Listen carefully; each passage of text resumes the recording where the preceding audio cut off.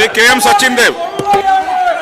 Sir, പട്ടികജാതി പട്ടികവർഗ വിദ്യാർത്ഥികളുടെ ഉന്നത വിദ്യാഭ്യാസത്തിന്റെ സാധ്യതകളെ ഫലപ്രദമായി വിനിയോഗിക്കുന്ന പദ്ധതികളാണ് ഗവൺമെന്റ് ഇപ്പോൾ നടപ്പിലാക്കിക്കൊണ്ടിരിക്കുന്നത്. സർ, വിദേശ പഠനം സാധ്യതകളെ കൂടുതൽ പ്രയോജനപ്പെടുത്താൻ കഴിയാവുന്ന വിധത്തിൽ ഏറ്റവും ആധുനികമായി ഗവൺമെന്റ് രൂപീകരിച്ച വിദ്യാഭ്യാസ പദ്ധതികൾ ഏതൊക്കെയാണ് എന്നുള്ളതാണ് സർ ചോദ്യം. സർ, ഈ ഗവൺമെന്റ് നമ്മുടെ പട്ടികജാതി പട്ടികവർഗ വിദ്യാർത്ഥികൾക്ക് വിദ്യാഭ്യാസ പദ്ധതിക്കാണ് സാർ ഏറ്റവും കൂടുതൽ ഊന്നൽ കൊടുത്തിട്ടുള്ളത്. പരമാവധി ഈ വിഭാഗത്തിലെ കുട്ടികൾക്ക് ഏറ്റവും നല്ല വിദ്യാഭ്യാസം കൊടുക്കുക എന്നുള്ള ഗവൺമെൻറ് ലക്ഷ്യത്തിനെ അടിസ്ഥാനമാക്കി നമ്മുടെ കുട്ടികളെ വിദേശ പഠനത്തിന് അയക്കുന്നു എന്നതാണ് ഏറ്റവും പ്രധാനപ്പെട്ട ഒരു കാര്യം. രണ്ടാമത് പ്രധാനമായിട്ടുമുള്ളത് സാർ, നമ്മുടെ കുട്ടികൾക്ക് സിവിൽ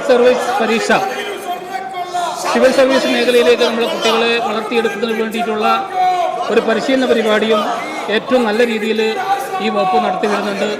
മൂന്നാമത്തെ പ്രധാനപ്പെട്ട കാര്യം, വിവിധ ട്രെയിനിങ് കോഴ്സുകൾ കൊടുക്കുന്നുണ്ട് സാർ.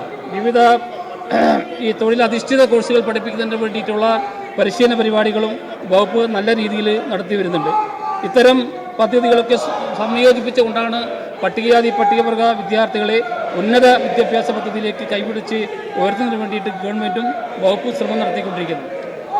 സെക്കൻഡ് ക്വസ്റ്റ്യൻ സർ, ഉന്നത വിദ്യാഭ്യാസ മേഖലയിൽ സാർ ഏറ്റവും സാധാരണ അടിസ്ഥാന ജനവിഭാഗങ്ങളുടെ പ്രശ്നങ്ങൾ ചർച്ച ചെയ്യുന്ന ചോദ്യോത്തര വേളയിൽ സാർ പ്രതിപക്ഷം തടസ്സപ്പെടുത്തുന്ന രീതി ശരിയല്ല സാർ. ഇവിടെ പട്ടികജാതി വിദ്യാർത്ഥികൾക്ക് ഉന്നത വിദ്യാഭ്യാസ മേഖലയിൽ വലിയ സാധ്യതകൾ തുറന്നിടുന്ന ഗവൺമെന്റാണ് സാർ നമ്മുടേത്. ഗവൺമെന്റിന്റെ ഈ നടപടി പ്രകാരം എത്ര പട്ടികജാതി പട്ടികവർഗ വിദ്യാർത്ഥികൾ വിദേശ പഠനം ഇപ്പോൾ നടത്തിക്കൊണ്ടിരിക്കുന്നുണ്ട് സാർ? ഇതാണ് ചോദ്യം സാർ. Yes minister. സാർ, ഇവിടെ ഈ കാണുന്ന സാർ, ഇത് നമുക്ക് അംഗീകരിക്കാൻ വേണ്ടി സാധിക്കില്ല. നമ്മുടെ ഗവൺമെൻറ്റിനെ സംബന്ധിച്ച് നമ്മുടെ സംസ്ഥാനത്തെ ഏറ്റവും പാവപ്പെട്ട ജനവിഭാഗം എന്ന് പറയുന്നത് പട്ടികജാതി പട്ടികവർഗ വിഭാഗക്കാരാണ്.